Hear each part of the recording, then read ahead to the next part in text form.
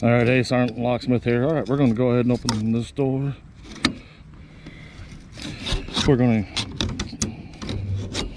to use the old Slim Jim. And we're going to use this is one of my older ones.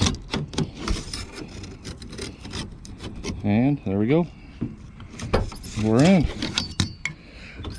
Hey, thanks for watching, and when you use your tool, make sure you have a curve in it to get the job done.